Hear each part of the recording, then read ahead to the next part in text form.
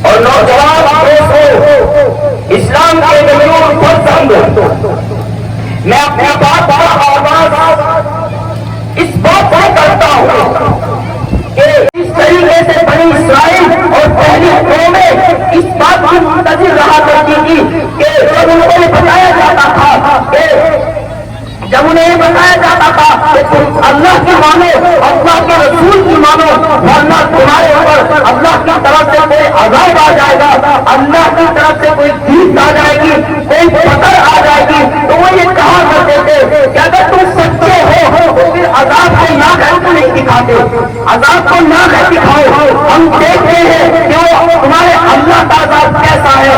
میرے بھائیوں، کہیں ہمارے زبانوں سے، ہمارے دلوں سے یہ آواز نہ نکلنے لگے، ظاہری یا باطنی کسی بھی طریقے سے یہ اشارے نہ ہونے لگے کہ ہم بھی اللہ کو دعوت دے رہے ہیں کہ اللہ ہمارے علماء ہمیں سمجھا رہے ہیں، ہمارے امیر ہمیں سمجھا رہے ہیں، ہمارے ماں باپ ہمیں سمجھا رہے ہیں، لیکن ہم نہیں مانتے ہیں ان کی، اور ہم علماء سے، ان اپنے پیشواؤں سے اور ان علماء سے یہ کہنا چاہتے ہیں کہ اگر تم سچے ہو اور بار بار تم ہمیں جواب ہو، بار بار تم ہمیں یہ چیلنج کرتے ہو کہ ہو سکتا ہے کہ اللہ کی پکڑ تمہیں آگے پکڑ لے، تو اگر تم سچے ہو تو تم اللہ کی طرف سے کوئی عذاب دکھاؤ، ایسا ہماری طرف سے کوئی اشارہ نہیں ہونا چاہیے۔ میرے بھائیوں، اگر ایسا اشارہ ہوگا تو پھر ہمارے میں اور ان میں کیا فرق ہوگا؟ اس لیے ہم اللہ کی پکڑ سے نہ گھبرائیں، اللہ کی پکڑ سے ہم مطمئن نہ ہو، ورنہ یاد رکھو میرے دوستوں، عزیز ساتھیوں اور پیارے بھائیوں اور دینی بھائیوں، اللہ تبارک و تعالیٰ کی جب پکڑ آئی ہے تو آپ نے سنا ہوگا حضرت قوم شعیب کو کہ انہوں نے اپنی قوم کو دعوت دی تھی کہ نام بول میں کمی مت کیا کرو، لیکن وہ نہیں مانے۔ اللہ تبارک و تعالیٰ نے ان کی پکڑ فرمائی۔ حضرت لوط علیہ السلام کی قوم نے باقاعدہ نافرمانی کی، حضرت لوط علیہ السلام نے سمجھایا لیکن نہیں مانے، اللہ کا عذاب آیا۔ قوم عاد نے، قوم ثمود نے اپنی قوم کو سمجھایا، حضرت ثمود نے اپنی قوم کو سمجھایا لیکن وہ نہیں مانے، اللہ کا عذاب آیا۔ حضرت نوح نے اپنی قوم کو سمجھایا، نہیں مانے، اللہ کا عذاب آیا۔ حضرت شعیب نے اپنی قوم کو سمجھایا، نہیں مانے، اللہ کا عذاب آیا۔ حضرت موسیٰ علیہ السلام نے اپنی قوم کو سمجھایا، نہیں مانے، اللہ کا عذاب آیا۔ کسی پر آگ کا عذاب آیا، کسی پر پانی کا عذاب آیا، کسی پر پتھروں کی بارش برسی، کسی کے اوپر پتھروں کی بارش برسی، کسی کے اوپر آگ کی بارش برسی، اور کسی کے لیے زمین پھٹی اور سب کے سب باقاعدہ زمین میں دھسا دیے گئے۔ کسی کی سوٹوں کو مست کر دیا گیا، سوٹوں کو بدل دیا گیا، بندروں کی بنا دیا گیا، خنزیر کی بنا دیا گیا۔ میرے دوست اور عزیز ساتھیوں، ہم اللہ سے معافی مانگے، ہم مایوس نہ ہو۔ اگر ہمارے سے کوئی اللہ کی نافرمانی ہو گئی ہے تو ہمیں مایوس نہیں ہونا چاہیے، بلکہ ہمیں اللہ تبارک و تعالیٰ کی رحمت سے امید رہنا چاہیے۔ میرے دوست اور عزیز ساتھیوں، قرآن کہتا ہے وَمَن يَقْنُطْ مِن رَحْمَتِ اللَّهِ، کہ اللہ کی رحمت سے ایک مسلمان کو کبھی بھی مایوس نہیں ہونا چاہیے، کبھی بھی مایوس نہ ہو۔ اگر ہمارے سے اللہ کی نافرمانی ہوئی ہے، ہم نے اللہ کے حکموں کو توڑا ہے اور ہم اس کے مجرم ہیں، ہم اس اقرار کرتے ہیں کہ حقیقت میں ہم نے اللہ کے حکموں کو توڑا، اللہ کی نافرمانیاں کی۔ اگر ہم اپنے معاملات کو دیکھتے ہیں، اپنے معاشرات کو دیکھتے ہیں تو پتہ چلتا ہے کہ ہماری تجارت دیکھی جائے تو ان میں دھوکہ دھڑی پائی جا رہی ہے، ان میں ناپتول میں کمی پائی جا رہی ہے، جھوٹ پایا جا رہا ہے، دھوکہ پایا جا رہا ہے۔ اگر شادی کو دیکھا جائے تو اس میں ڈیجے پائے جا رہے ہیں، باجا پایا جا رہا ہے، آتش بازی پائی جا رہی ہے، منہ دکھائی پائی جا رہی ہے، جوتی چرائی پائی جا رہی ہے۔ آج میری ماں بہنیں بھی مخاطب ہیں، میں اپنی ماں بہنوں سے کہنا چاہتا ہوں کہ آپ دوبارہ اس رسم کو چھوڑیں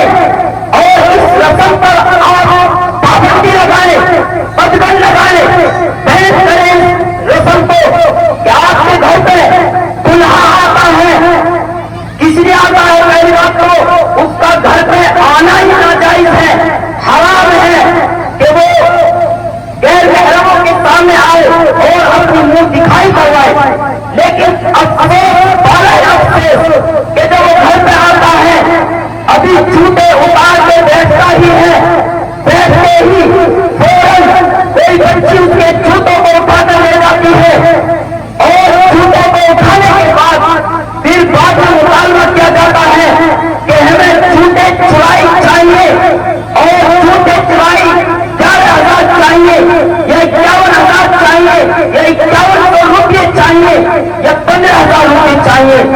ارے میری ماں اور بہنوں، آپ سمجھو میں صحیح کہ چوری اور سینہ چوری یعنی تو چوری کی جا رہی ہے، اور اوپر سے اس سے مطالبہ کیا جا رہا ہے کہ ہمیں 5,000 روپئے دیجیے، ہمیں 10,000 روپئے دیجیے۔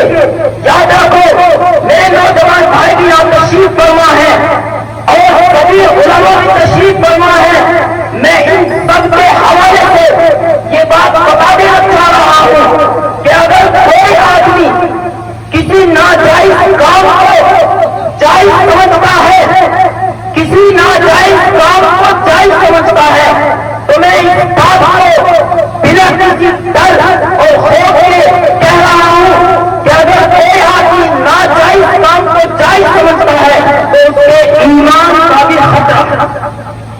گناہ تو ہے ہی، گناہ تو ہے ہی، کبیرہ گناہ ہے، لیکن ایمان کا بھی خطرہ ہے، اپنے ایمان کی بھی حفاظت ضروری ہے۔ اگر گناہ کو گناہ سمجھ کر کیا جا رہا ہے تو کم سے کم بڑا گناہ ہے، اللہ کی نافرمانی ہے، اللہ کے نبی کی نافرمانی ہے، اس کے اوپر پکڑ ہو سکتی ہے، یا اللہ کسی وجہ سے معاف کر سکتا ہے، لیکن اگر گناہ کو برا سمجھا جائے گا تو اس سے ایمان کا بھی خطرہ ہے۔ اس لیے آج ہی میری ماں بہنیں عہد کر کے اٹھے اور عزم کر کے اٹھے کہ انشاءاللہ آج کے بعد میں ہمیں اس رسم کے بارے میں پتہ چل گیا ہے، اس کے بعد میں آج سے کبھی بھی اپنے مہمان کی کبھی بھی اپنے مہمان کی جوتی نہیں چلائیں۔ چنانچہ میں یاد کر رہا تھا کہ آج ہمارے سماج میں بیاہ شادی دیکھتے ہیں تو دیکھیے بیاہ میں کتنی چیز جائز ہے۔ باقی میں مفتی ہوں اور مفتی فتویٰ جب دیتا ہے جب اس سے لیا جاتا ہے، لیکن میں آپ کو بات بتا دینا چاہتا ہوں کہ آپ یہ سمجھ لیں کہ بیاہ شادی میں کتنی چیز جائز ہے اور پھر کتنی چیز ناجائز ہے، آپ خود اندازہ لگا رہی ہیں ان سے۔ چنانچہ شادی کے اندر، بیاہ کے اندر سن لیجیے کتنی چیز جائز ہے۔ ایک تو ایجاب و قبول، ایجاب و قبول امام صاحب سے دلہا اور دلہن سے جب قبول کرواتے ہیں، وہ یہ کہتے ہیں کہ میں دلہا کی بیٹی کو آپ کو نکاح میں دے رہا ہوں کہ آپ نے قبول کیا، اس کو بولتے ہیں ایجاب و قبول۔ نمبر 1، نمبر 2 چھوارے، نمبر 3 مہر، نمبر 4 گواہوں کا ہونا، نمبر 5 ولیمہ۔ بات سمجھ آ رہی ہے؟ نمبر 1 ایجاب و قبول، نمبر 2 چھوارے، نمبر 3 مہر، نمبر 4 گواہوں کا ہونا، نمبر 5 عقیقہ کرنا۔ یہ جائز ہے۔ اور نکاح سے پہلے ایک نظر لڑکے والے لڑکی کو دیکھیں اور لڑکی والے لڑکے کو دیکھیں، لیکن حکم یہ ہے کہ لڑکی کو وہ دیکھیں جن سے لڑکی کو پردہ نہ ہو، یعنی لڑکے کی ماں بہن بھابھی یہ دیکھیں، اور آپ تھوڑا سنیں اور لڑکے سے بتائیں۔ لڑکے کو دیکھنے کے لیے لڑکے کے بھائی، لڑکی کے بھائی وغیرہ جائیں، وہ لڑکے کو دیکھے اور آ کے لڑکی سے پورا حلیہ بیان کریں گے، یہ مستحب ہے۔ یا لڑکی اور لڑکا کوئی صورت ایسی بن جائے کہ لڑکا اور لڑکی آپس میں ایک دوسرے کو دیکھ لیں، یعنی آپس میں دکھا دیں، اس میں بھی کوئی حرج نہیں ہے۔ ہم معاشرے والے اس کو غلط سمجھتے ہیں اور اس کے نہ ہونے کی وجہ سے بعد میں بہت زیادہ پریشانیاں آتی ہیں۔ اگر چاہیں کہ لڑکا اور لڑکی اگر آمنے سامنے بھی دیکھنا چاہیں تو لڑکے کو وہاں لے جا کر کسی بھی بہانے سے لڑکی کو دکھا لائے، لڑکی لڑکے کو دیکھ لے اور لڑکا لڑکی کو دیکھ لے. بس یہ 6 کام ہیں جو جائز ہیں. ان کے علاوہ کچھ بھی ہے وہ کچھ بھی ہے وہ سب جائز نہیں. اس کے علاوہ جائز نہیں ہے. میرے بھائیوں، ہم مسلمان کس نام کے ہیں؟ میں نے ابھی ایک حدیث پڑھی تھی، یوشک ان یأتی علی الناس زمان لا یبقى من الاسلام الا اسم، کہ مسلمان صرف اور صرف نام کا رہ جائے گا. ایمان کی طاقت، ایمان کی روح نکل جائے گی. آج ہمارا نام کسی کا محمد خالد ہے، کسی کا نام محمد سید ہے، کسی کا عبد الرحمان ہے، کسی کا عبد الوہاب ہے، لیکن ہمارے کام سارے وہ ہیں جو اب سے پہلے کبھی ہمارے جد امجدوں نے کیے ہوں گے اور انہوں نے باقاعدہ ساری رسمیں ادا کی ہوں گی اور ہم ساری ان رسموں کو ادا کر رہے ہیں. ڈیجے ہمارے یہاں بج رہے ہیں، دھوم دھماکے سے بج رہے ہیں، شور شرابے کے ساتھ بج رہے ہیں. اسی طرح ہم رسمی طور پر دکھاوے کے لیے چاہے ہمیں گھر بیچنا پڑے، چاہے مکان بیچنا پڑے، چاہے زمین گروی پر رکھنی پڑے یا بیچنی پڑے، ہمیں 1000 لوگوں کو ضرور دعوت کرنی ہے. عقیدے کے اندر ہو یا ولیمے کے اندر ہو، چاہے ہمیں زمین بیچنی پڑے یا چیزیں گروی پہ رکھنی پڑے یا 5 سے 10 روپے کے سینکڑے سے ہمیں 2 4 5 10 لاکھ روپے پیاز میں لینے پڑے، لیکن ہم ایک دن کے لیے اپنی شان دکھائیں گے. جو غریب آدمی ہے وہ بھی مالدار کی شان دکھانا چاہتا ہے. میرے دوستوں عزیز ساتھیوں، یاد رکھو ان سے کبھی بھی یہ مسلم معاشرہ پنپنے والا نہیں ہے. آج کا بیان سن رہی ہے، علماء آئے ہیں اور وہ یہی بات بتا رہے ہوں گے کہ اگر ترقی کرنا چاہتے ہو، اے مسلمانوں، اے نوجوانوں، اے بزرگوں، اے نوجوانوں، اگر ترقی کرنا چاہتے ہو تو پیروں کی رسموں سے رکو اور ہمارا نبی، ہمارا پیغمبر جناب محمد رسول اللہ صلی اللہ علیہ وسلم جو ہمارے لیے راتوں کو کرتا، راتوں کو ہمارے لیے کر آیا، امتی امتی کرتا رہتا تھا اور آنسو بہاتا رہتا تھا. جس نے نہ اچھا پہنا ہے، نہ اچھا کھایا ہے، نہ اچھی سواری کی ہے، نہ اچھی شادی کی ہے، نہ دھوم دھڑاکے سے کوئی کام کیا ہے. اگر چاہتے اے نوجوانوں، اے ماں بہنوں، وہ سارے کام کر سکتے تھے. اللہ سے کہتے اے اللہ دوسرے کی دان کو اور سنبھالے کو سونے کا بنا دے اور چاندی کا بنا دے. اللہ تبارک و تعالیٰ پہاڑوں کو اور سونے کو اور پہاڑوں کو سونے کا بنا دیتا، وہاں کے ریگستان کو سونے کا بنا دیتا. اور جو چاہتے وہ کہتے آپ صلی اللہ علیہ وسلم آپ چاہتے ہیں کہ اللہ کے نبی علیہ السلام سے ہم آگے بڑھ جاتے، کبھی بھی آگے نہ بڑھتے. آپ ایسی دھوم دھڑاکے سے شادی کرتے تھے کہ اونٹوں کی قطار لگی ہوئی ہوتی اور اسی طریقے سے بہترین نسل کے اونٹ ہوتے. لوگ باقاعدہ اپنی تلواروں کے ساتھ میں آتے اور حضرات صحابہ آپ کے لیے اپنی جان نچھاور کر دیتے. اسی طریقے سے حضرات صحابہ آپ کے لیے پھولوں کی بارش برسا دیتے اور حضرات صحابہ آپ کے لیے پیسوں کی بارش برسا دیتے اور بزرگوں کے دھان لگا دیتے. اسی طرح مہر اتنا دے دیتے کہ کسی کی ہمت نہ ہوتی کہ مہر دے. لیکن میرے نبی تڑپتے رہے، میرے نبی تڑپتے رہے، آنسو بہاتے رہے، ساری رات رویا کرتے تھے سنت کے لیے، اس امت کے لیے تڑپتے تھے. اور آج امت ایسی ہو رہی ہے کہ آج میرے نبی کے دل کو ٹھیس پہنچا رہی ہے. آج میری امت، آج میرے نبی کی امت، آج میرے نبی کے ماننے والے، قرآن کو ماننے والے، نبی کو ماننے والے اور ایک اللہ کو ماننے والے، ایک اللہ کی वफादारियत का दम भरने वाले आज गुनाह करते हुए बिल्कुल भी नहीं शर्मा रहे हैं और डर नहीं रहे हैं। अरे मेरे भाइयों, डरो और अल्लाह से खौफ खाओ, अल्लाह से खौफ खाओ। जब कोई मुसीबत आती है, जब मुसीबत आती है तो फिर हम परेशान हो जाते हैं। हर आदमी मस्जिद के दरवाजे पर, उलमा के दरवाजे पर, मदरसे के दरवाजे पर, ज़कात देने के दरवाजे पर, सदका और खैरात के दरवाजे पर, और कोई अजमेर जा रहा है तो कोई कैयत जा रहा है, कोई बदायूं जा रहा है तो कोई गुलाम की कब्र पे जा रहा है।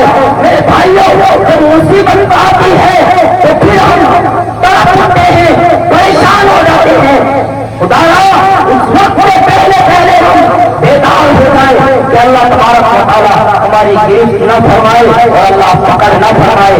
और मेरे दोस्तों, मैं कहता हूँ कि आप जैसे भी सही, हम सब अल्लाह के नबी के उम्मती हैं, अल्लाह के बंदे हैं, अल्लाह के गुलाम हैं, अल्लाह के मानने वाले हैं, अल्लाह के वाहिद हैं, अल्लाह को अपना एक माबूद मानते हैं, एक खुदा मानते हैं, एक पालनहार मानते हैं, अपना रब मानते हैं। अगर हम गुनाह कर रहे हैं, हम बहुत सारी नाफरमानी कर रहे हैं, तो इससे आप घबराओ नहीं। अगर आप ये सोच रहे हैं कि भाई गुनाह बहुत हो गए हैं, अब कैसे करें, अल्लाह को कैसे मनाए, तो दोस्तों कुरान ऐलान कर रहा है, वमन यक़नुत मिन रहमतिल्लाह, अल्लाह के बंदों को मायूस नहीं होना चाहिए। आओ तो अल्लाह के दरवाजे पर आओ, अल्लाह के नबी के दरवाजे पर आओ, और एक मरतबा मेरी तरफ आकर तो देखो, तुम मुझे कहकर तो देखो, ऐ अल्लाह, ऐ हमारे परवरदिगार, हमने आपसे तौबा कर ली है और तुम्हारे गुनाहों को माफ फरमा दे।